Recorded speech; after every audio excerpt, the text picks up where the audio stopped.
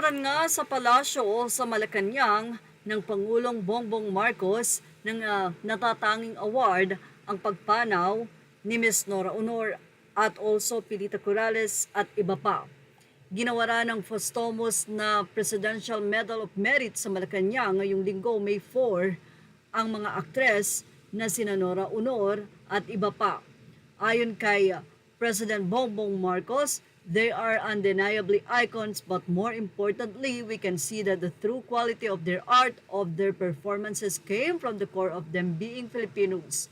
They are women who spent their lives sharing their gifts and deepening how we understand ourselves through their respective disciplines.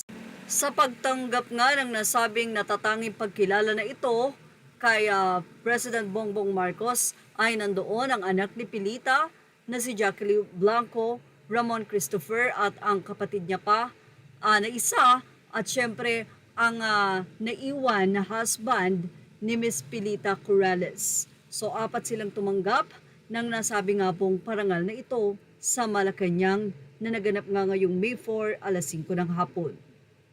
Samantala ang superstar na si Nora Honor naman, syempre present ang kanyang 5 anak. Nandoon sila Ian De Leon, Matet, Lotlot, Kenneth, and Kiko. At ang tumanggap ng nasabing parangal ay syempre ang pinakamatandang lalaki sa magkakapatid na si Ian De Leon. Habang hawak-hawak naman ni Matet ang nasabi nga pong award. Ito ang kauna-unahan na nakita ang magkakapatid na sina Lotlot, Ian, Matet, Kiko, and Kenneth na magkakasama matapos ang pagpanaw ng kanilang ina na si Nora Honor. 12 araw na ang nakalilipas nang ito ay hatid sa kanyang huling hantungan noong April 22. Pumanaw ang superstar na si Nora noong April 16 at talaga namang ito'y gumulantang sa kanyang mga anak na labis na ikinalungkot ng mga ito.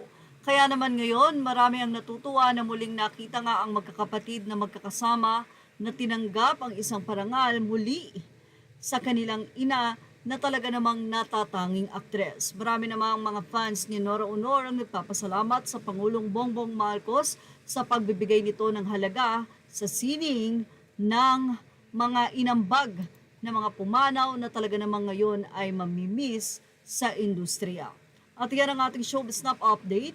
Images are all credit to the rightful owners. Thank you for watching Showbiz Now.